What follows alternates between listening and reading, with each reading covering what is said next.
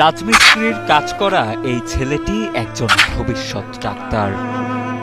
দারিদ্র্যের সংসারে থেমে না থেকে অসম্ভব মেধাবী ছাত্র ৬ মাস করতেন রাজমিস্ত্রির কাজ আর বাকি ৬ মাস লেখাপড়া। মাঝে মাঝে যখন স্কুল বন্ধ থাকে, লং টাইম 7 দিনের বন্ধ, 3 দিনের বন্ধ, এরকম যখন বন্ধ পেতাম তখন ওই বন্ধের সময় কাজে চলে যেতাম। তখনও অন্তত আমি একটা বই হলো নিয়ে যেতাম কাজে। এমনকি কাজে গেলেও সাথে নিয়ে যেতেন বই।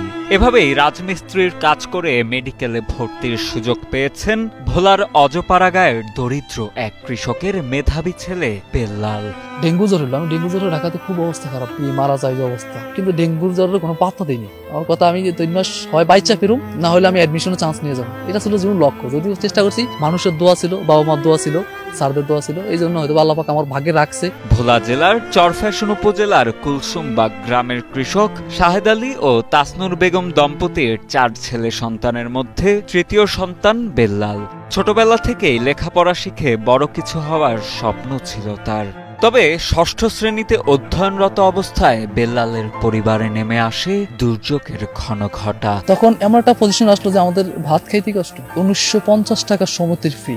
বাড়ির উপার্জনক্ষম 2 ভাই এবং বাবা অসুস্থ হয়ে পড়লে তাদের চিকিৎসা খরচ আর তার পড়াশোনা যেন বোঝা হয়ে দাঁড়ায়। তখন বাধ্য হয়েই শুরু করেন রাজমিস্ত্রির কাজ। তো আমার বাবা অসুস্থ, কয়েক বছর ধরে উনি মানুষের কাজ করতে পারে না। উনি মাঝে মাঝে কাজের বায়না ধরে দিত, আমি কাজ করতাম। আমার 200 টাকা বেতন দিত, সারাদিন কাজ করল। এরপরও থেমে থাকেনি বেল্লালের পথ চলা। দিনভর কখনো রাজমিস্ত্রি আবার কখনো শ্রমিকের কাজ করে রাতে চালিয়েছেন পড়াশোনা। সন্ধ্যাকালে কাজ শেষ করে ভাইয়ের কাছে যেতাম পড়ার জন্য। তো ভাই আমার 1.5 ঘন্টা পড়াইতেন, 8:30 বাজে বাসা আসতাম। বাসায় এসে তখন ফ্রেশ ট্রেশ হয়ে আবার পড়াশোনা করতাম। নিজের পড়াশোনা আর সংসারের খরচ মেটাতে বছরের বেশিরভাগ সময় কাজ নিয়েই থাকতেন বেল্লাল। বছরে মাত্র 3 থেকে 4 মাস সময় পেতেন পড়াশোনার জন্য। এরপরও এসএসসি ও এইচএসসি পরীক্ষায় জিপিএ 5 অর্জন করেন তিনি। তো সেখান থেকে স্ট্রাগল, এসএসসি পরীক্ষা দিলাম। এসএসসি পরীক্ষার মধ্যে আমি স্কুলে ফার্স্ট হই আর মোটামুটি A+ জিপিএ 5 পাই। ছোটবেলা থেকে সেনাবাহিনীর সদস্য হওয়ার স্বপ্ন থাকলেও সেই লক্ষ্যে চালিয়ে যান নিজের লেখাপড়া।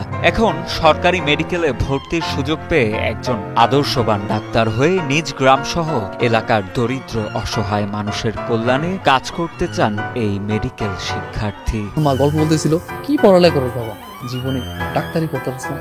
আসলে যদি আমি ওনার সামনে থেকে যখন একটু বাইরে আসলাম ঘরে, তখন আমার চোখে আমনে পানি পড়ে গেল।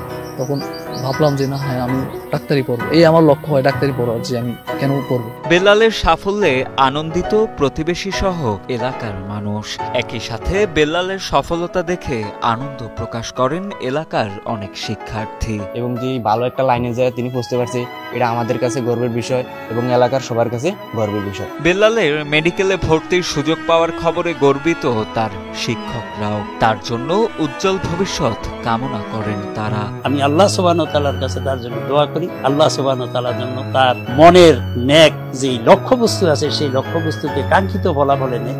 সে তার বাবা মার মুখ উজ্জ্বল করে, এলাকার মুখ উজ্জ্বল করে, জাতির মুখ উজ্জ্বল করে। এদিকে ডিবিসি নিউজের মাধ্যমে খবর পেয়ে বেল্লালের এই সফলতায় তাকে আর্থিক সহায়তা হিসেবে 50,000 টাকা তুলে দেন ভোলা জেলা প্রশাসক আরিফুজ্জামান। আগামী 5-6 মাস প্রত্যেক মাসে যে টাকাটা তার হোস্টেলে থাকতে লাগবে সেটা আমরা বহন করব।